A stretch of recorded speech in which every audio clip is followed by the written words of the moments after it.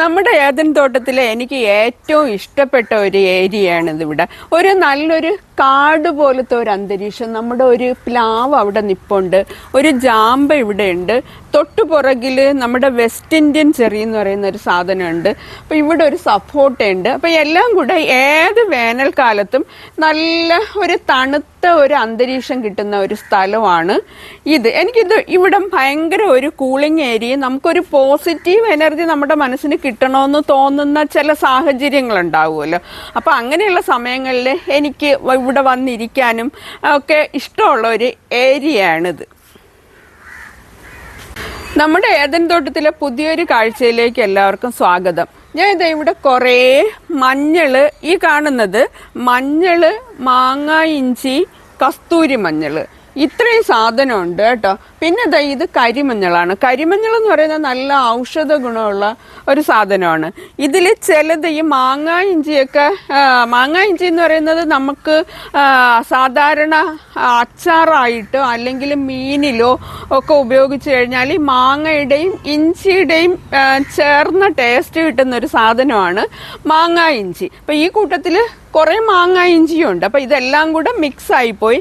എന്നാലും ചിലതൊക്കെ ഇടയ്ക്കിടയ്ക്ക് ഉണങ്ങി തുടങ്ങിയിട്ടുണ്ട്, ചുവട്. അപ്പോൾ ആ ചുവട് ഉണങ്ങിയതിൽ നിന്ന് നമുക്ക് ഒരെണ്ണം എടുത്തു നോക്കാം, മാങ്ങ ഇഞ്ചി. ഇതിൻ്റെ ഇലകളെല്ലാം നല്ലതുപോലെ ഉണങ്ങിയിട്ടുണ്ട്. അപ്പം ഇതിൽ എത്രത്തോളം കിട്ടുമെന്നുള്ള കാര്യം നമുക്കൊന്ന് നോക്കാമേ. ഇപ്പം നമ്മുടെ ഈ ക്യാനിൽ വെച്ചിരിക്കുന്നത് കാരണം തന്നെ നമുക്ക് വിളവെടുപ്പ് എളുപ്പമാണ്.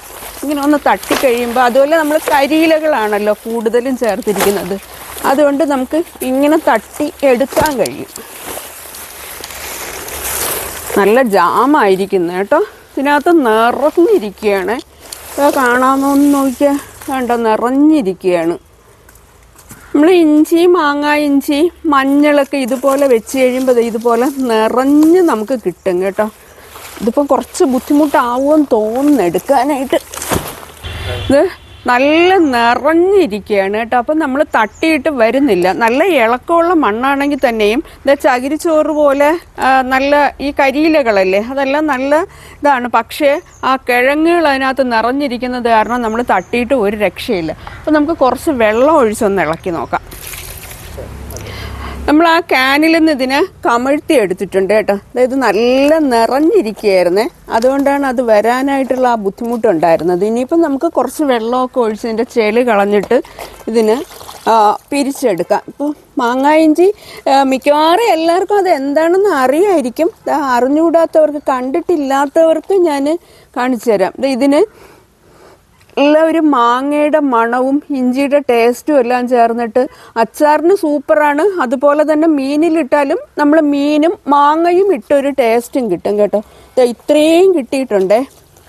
അപ്പം ഇതിനി വെള്ളം ഒഴിച്ച് ക്ലീൻ ചെയ്തെടുക്കണം. അപ്പം ഇനി ഞാനിത് മൊത്തം ഒന്ന് ക്ലീൻ ചെയ്തിട്ട് കാണിച്ചു തരാം. നമുക്ക് ഒരു ചുവടിൽ നിന്ന് കിട്ടിയ മാങ്ങ ഇഞ്ചിയാണ് കേട്ടോ. ഇതിപ്പോൾ ഞാൻ പൊളിച്ചൊന്നും എടുക്കുന്നില്ല. ഇതിങ്ങനെ വെച്ചിരുന്നാൽ നമുക്ക് വീട്ടിലെ ആവശ്യത്തിന് ഒരറ്റത്തുനിന്ന് നമുക്ക് ഓരോ പീസായിട്ട് എടുക്കാൻ കഴിയും. അപ്പോൾ ഇതുപോലെ ഒരു 2 ചുവട് ഇഞ്ചി നമ്മൾ വെച്ചിരിക്കുകയാണെന്നുണ്ടെങ്കിൽ വർഷം മുഴുവനും നമ്മുടെ വീട്ടിലെ ആവശ്യത്തിനുള്ള മാങ്ങ ഇഞ്ചി നമുക്ക് കിട്ടും. നമുക്ക് ഇത് ഇങ്ങനെ ഒന്നിച്ച് തന്നെ വിളവെടുക്കണമെന്നില്ല. നമ്മൾ ഇഞ്ചി വിളവെടുക്കും പോലെ നമ്മുടെ അത്യാവശ്യത്തിന് ഒരറ്റത്തുനിന്ന് ഒരു പീസൊക്കെ എടുത്ത് നമുക്ക് മീനിന് അരയ്ക്കാനോ അല്ലെങ്കിൽ ചമ്മന്തി അരയ്ക്കാനോ. ചമ്മന്തിക്ക് സൂപ്പറാണ് കേട്ടോ, അത് ഞാൻ പറഞ്ഞില്ലായിരുന്നല്ലോ. അപ്പോൾ നമ്മുടെ ഏദൻ തോട്ടത്തിലെ മാങ്ങ ഇഞ്ചി വിളവെടുപ്പ് എല്ലാവർക്കും ഇഷ്ടപ്പെട്ടല്ലോ അല്ലേ? എല്ലാവർക്കും ഇഷ്ടപ്പെട്ടെങ്കിൽ നമ്മുടെ വീഡിയോ ഒന്ന് ലൈക്ക് ചെയ്ത് കമൻറ്റ് ചെയ്ത് ഷെയർ ചെയ്തേക്കണേ. അടുത്ത് നമുക്ക് വീണ്ടും ഇതുപോലെ വേറൊരു വിശേഷമായിട്ട് കാണാം. അതുവരെ ബായ്.